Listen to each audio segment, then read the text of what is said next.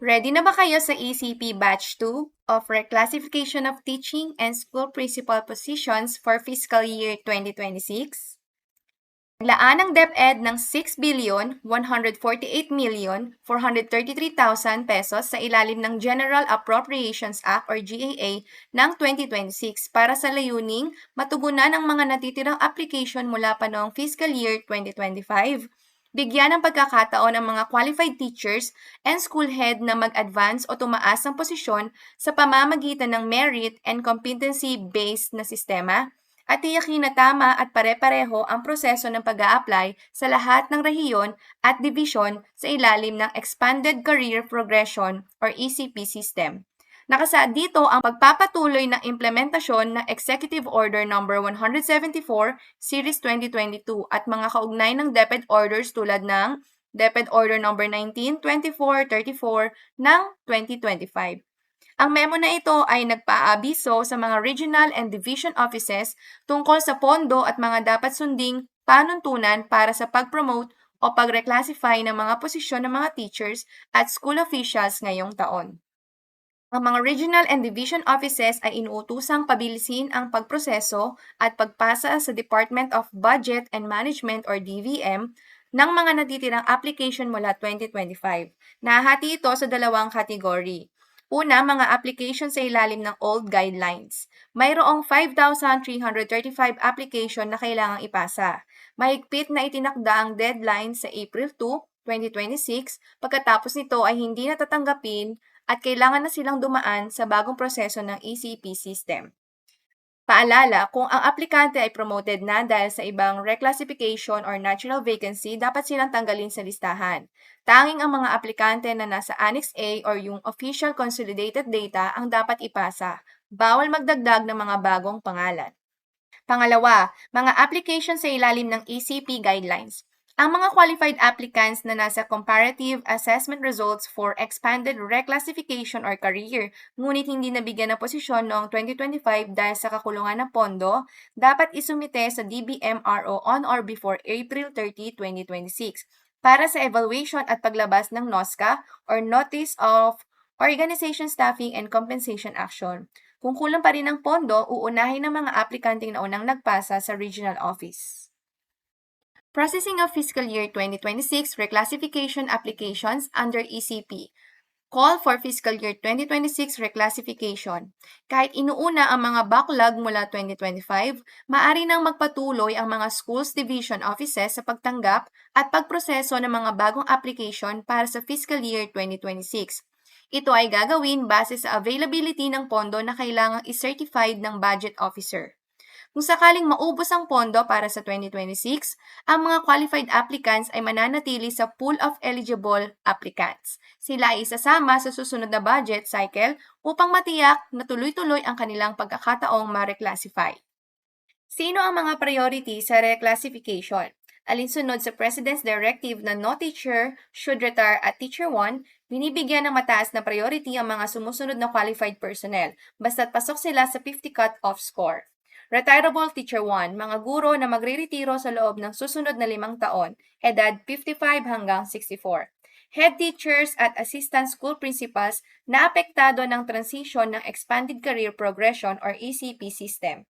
Specialized positions like Special School Principal, Assistant Special School Principal, Special Needs Education Teacher, at Special Science Teacher. Para naman sa timeline for processing and submission of reclassification applications for fiscal year 2026 upang maging mas maayos ang paglabas ng pondo at pagsasaayos ng salary adjustment, kailangan sundin ang mga sumusunod. August 15, 2026 deadline para sa mga schools division offices na tapusin ang assessment at ipasa ang mga documents sa regional office. November 30, 2026, deadline naman para sa regional office na ipasa ang mga naaprobahang documents sa DBM Regional Office para sa paglabas ng NOSCA. January hanggang March 2027, ito ang panahon kung kailan ihahanda at ilalabas na ang mga appointment papers upang masiguradong kasama sila sa susunod na budget cycle.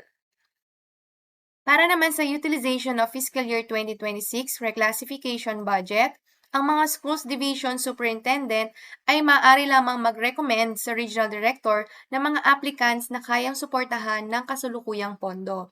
Dapat ito ay certified ng budget officer. Kung hindi sapat ang pondo para sa lahat ng qualified applicants ngayong taon, hindi sila mawawalan ng pagkakataon. Sila ay mananatili sa career pool or yung mga nakakuha ng 50-point cut-off score. At uunahin sila sa susunod na taon bago ang mga bagong aplikante. Para naman sa mga special needs education teachers, dahil hinihintay pa ang final na qualification standards para sa kanila, pansamantalang gagamitin ang regular na QS or yung DepEd Order No. 19 Series 2025. Gagamitin ang mga parenthetical titles para sa layunin ng pag-monitor ngunit hindi mo na ito ilalagay sa mga official appointment paper at iba pang documents habang wala pang final na bagong QS. Patuloy na gagampanan ng special needs education teachers ang kanilang kasalukuyang trabaho na naka-align sa kanilang special education specialization, maliban kung sila ay mapromote sa posisyong school principal. Para naman sa reclassification and retitling of special science teachers, gagamitin din ang regular na QS sa ilalim ng DepEd Order No. 19 Series 2025 para sa kanilang application.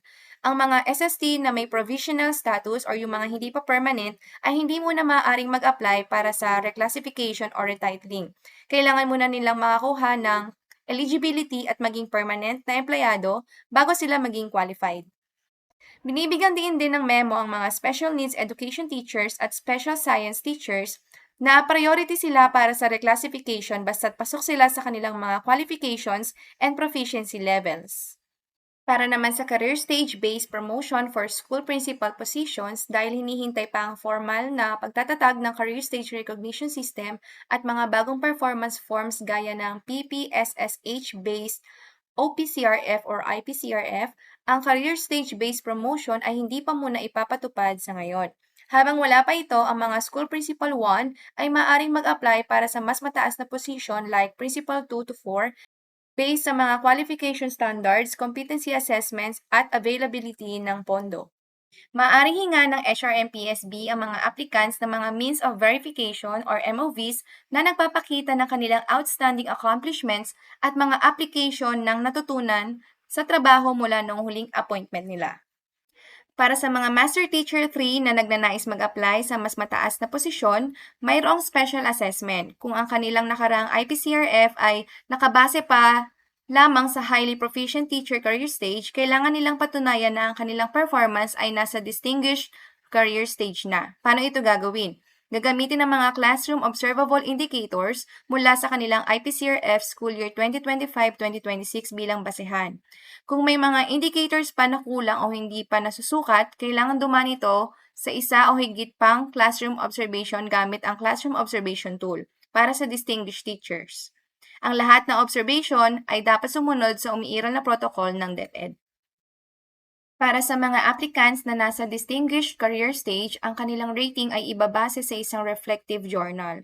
Ano ang nilalaman ng reflective journal? Documentation ng mga professional na karanasan, leadership roles, mentoring at iba pang mga innovation. Dapat may kasama itong evidence like lesson plans, assessment tools, instructional materials, performance monitoring and coaching form or PMCF at iba pang mga katibayan ng kanilang contribution. Gagamitin ng Performance Management and Evaluation System or PMES tool para sa distinguished teachers. Ang mga resulta ay dapat pirmado ng rater at aprobado ng approving authority. At para naman sa conversion of vacant positions under the ECP, nililinaw ng memo kung hanggang kailan maaaring punan ang mga vacant position bago ito i-convert sa ilalim ng scrap and build policy. Binigyan ang mga SDOs ng isang taon para punan ang mga vacant positions mula sa petsang binanggit. Mula sa araw na maging bakante ang isang position, mayroong isang taon ang SDOs para punan ito. Kung lumampas na sa isang taon at hindi pa rin napupunan ang vacant position, ito ay i-convert alinsunod sa scrap and build policy ng DepEd. Para naman sa positions non-conforming to the ESP, ang mga vacant position na hindi tugma sa mga bagong ESP position titles, halimbawa ay head teacher, assistant school principal, special school principal, at Special Needs Education Teacher ay hindi na dapat i-publish or punan ng mga SDOs. Sa halip, kailangan silang i-request para sa conversion tungo sa tamang posisyon sa ilalim ng ECP. Alinsunod sa Scrap and Build Policy. Para naman sa vacant special science teacher, meron din isang taon ng mga STOs para punan ng vacant position ng SST simula ng mabakante ito. Layunin nito na mabigyan ng pagkakataon ng mga qualified RA 7687 at RA 10612 for promotion and request to transfer. Kung lagpas na sa isang taon at vacant pa rin ang position, automatic i-convert to bilang teacher 1. Number of pending reclassification applications by division and position.